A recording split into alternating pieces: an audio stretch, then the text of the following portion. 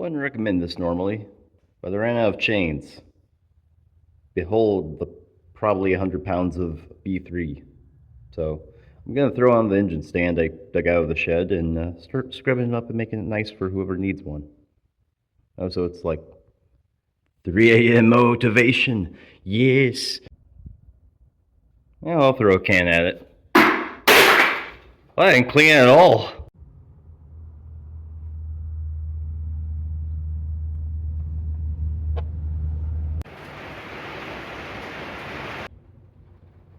Huh. I'll get wet to see this. I wonder. Cool. Okay, I'm gonna go back inside now. I think my passenger might be vegan. Yeah, I'm used to Mazda stuff, but I will always rant about this. Oh, this is a finely designed car. They couldn't have moved the shock mount 2, maybe 3 millimeter, just lower than your socket would actually come back out. And then you wouldn't have to use your fingers to magically get the socket in, then hook it up in an extension that also has to have a little bit of a loose fitting for it to clear the shock. Just the finest design quality. Anyways, I sold the spindle and the backing plate for $60 to help out a local Festiva person that's driving 2 hours away. So I'm gonna get back to this and clean up before they show up. Later. If it's gonna keep being about 90 some degrees, this is the cooler day of the time, I'm gonna take advantage of it and do the door gaskets. Door gaskets. Was about the only piece of existing door gasket that was left on this whole car. So back here it's like super brittle, but somewhat has some play in it, and as you go forward it actually has a bit more give to it. So also won't keep much water out, so that's why we're replacing it with that. Bearings. Oh no. No. Well, I found scrap while I was cleaning up and made a little bracket thing to basically support the intake so it doesn't fall off for the third time. So maybe this will be good enough. I wouldn't mind trying to rotate that and eventually get it down lower to the grill, but it was literally just resting about 2 inches lower than that before, so I'll say we have the mount intake out of the way now.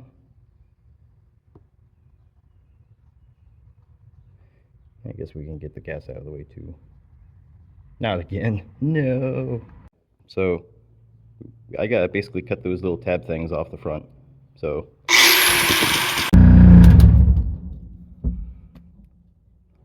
whew. Oh, yeah, I got the window in. I have no idea where I'm at, but I know I'm too close to Chicago.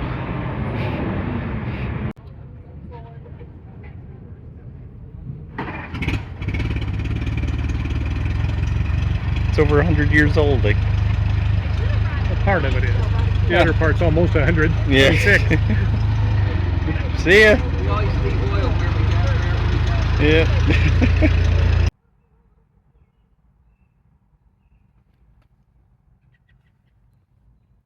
I knew it. You're the same one that literally lands on that thing.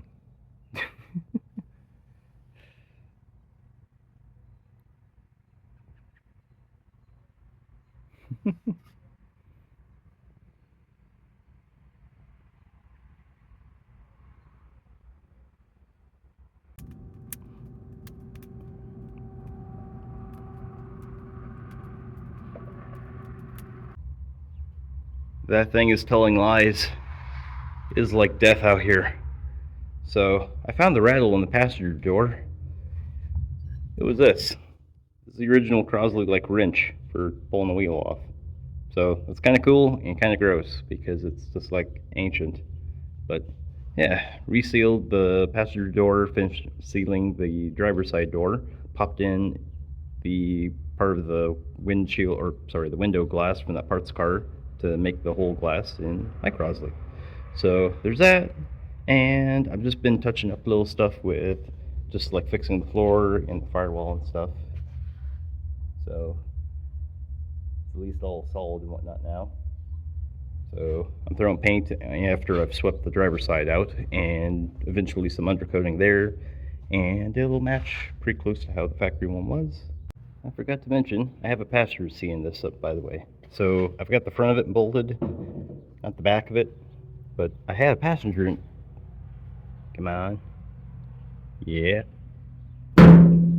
Darn. We'll meet again.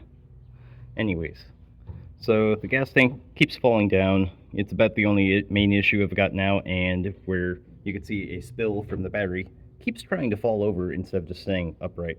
So once I get the gas tank properly mounted down and basically the tank itself swapped out for a different one I've got, it'll be able to fit back and way low behind the rear wheel wells. So I've got that going on, and then I can close up a few of the little holes in the back of the car, and it should get a lot quieter.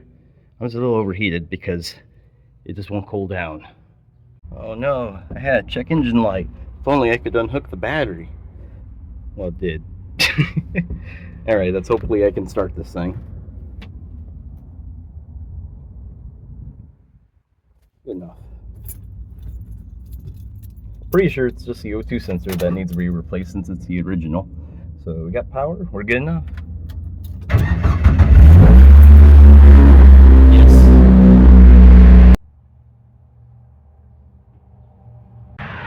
Not that you really care, but I'm gonna have to evict you like I kind of just did with pulling off the leaf. So I'm gonna put you over against the fence with my neighbor. They've got a bunch of garlic mustard that's invasive, and I know you guys like that. So mutually, have a good time, okay? All right. Everything is cleaned up behind the A, and I got the other taillight in. Feels good. Even cleaned up that side of the room, garage. Look at that. I could eat a sandwich off the floor now and only get a few illnesses. So basically, you can see where I've spilled a drink already. We're going to take out what was a brace for the Miata center console that bolted on top, and we're going to basically cut these little spot welds out of the way, and then I can finally peel this out. And I realized it would be a great spot to put in our cup holders we were talking about. So I'm gonna do that.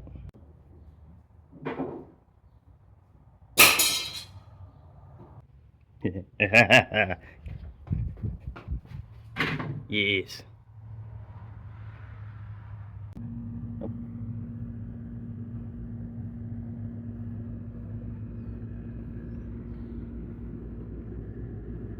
Yeah, that's where Olivia's at.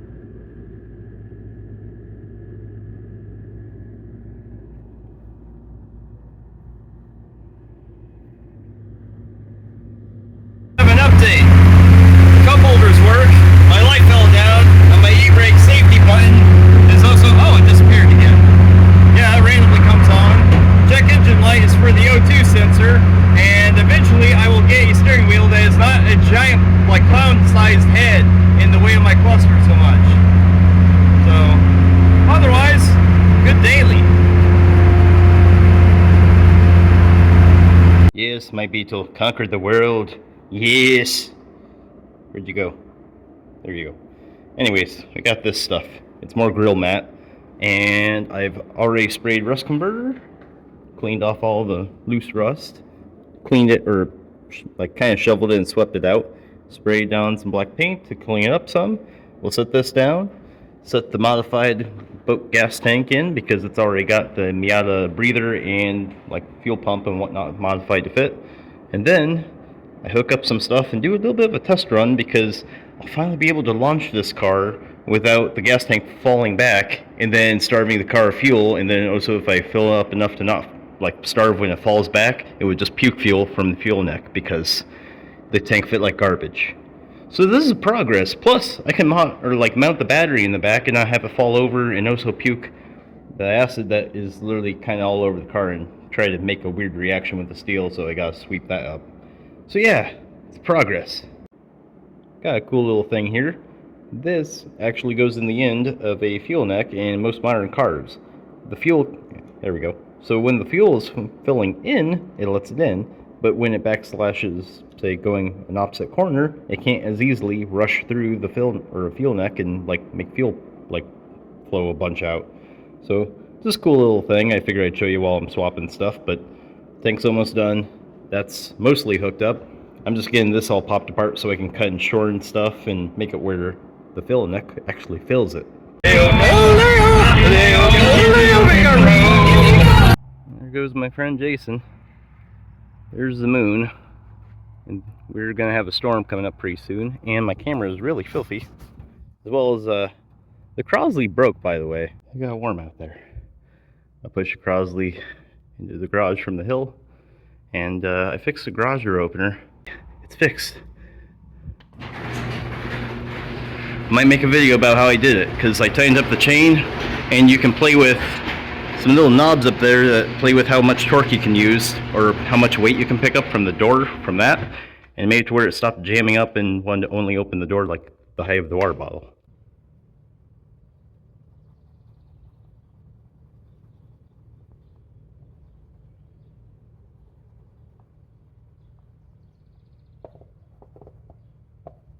Not again. Oh yeah, figured I'd mention it. Oh, we're stuck on the cord. If you need to start a fire, just use an old Taco Bell box. The napkins and the food seem to be more than adequate for, well, that.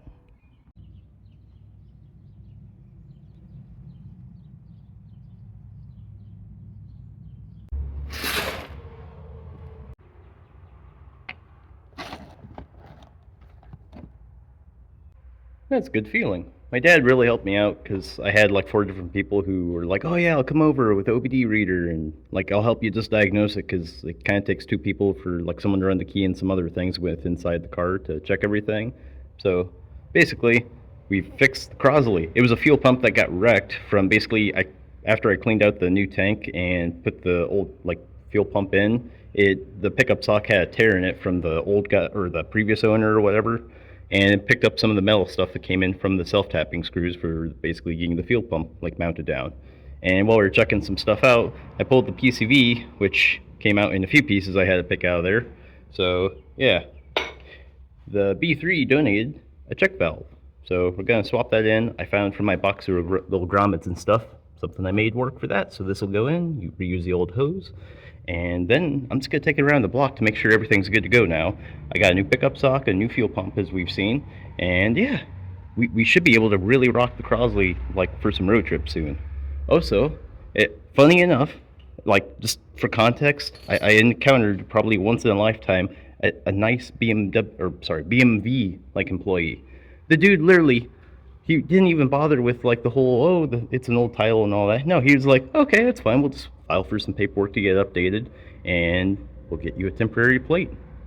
It's registered, it's a Crosley. He even updated it to where the paperwork was like showing SW, which can mean or wagon sometimes, but it's a sedan, even though 2 doors. So he updated it to where it's correct now, and everything's like mint. I'm gonna get off here and start working on cool stuff. Those taillights are $2,000.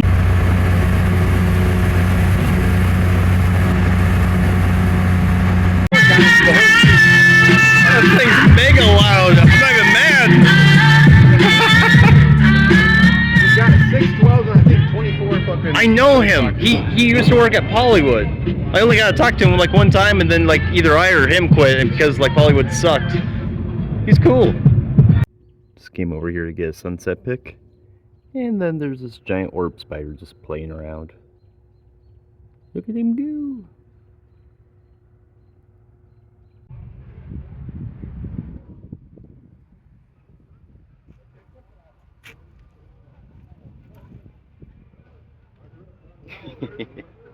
It's hot out. Why has it been so hot out? It's almost sunset. So anyways, everything's going pretty good. I am almost done welding the back of the Crosley floor, and then I'm waiting on sound deadener to show up so that whole sound kind of stops and it gets a lot quieter inside the car for like chatting and stuff. So yeah. What else? Made up some little bracket thing to tuck in some more of the wiring and the fuel pump stuff. Got an idea for that, and I think I'll have enough room to actually reuse the Capri back seat after I modify it to have a back seat in the Crosley. I think that'll be pretty cool. Also threw paint on that.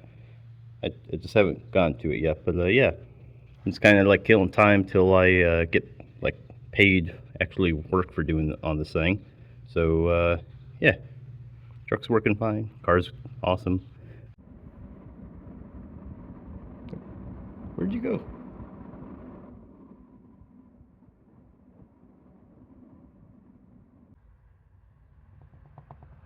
Ah.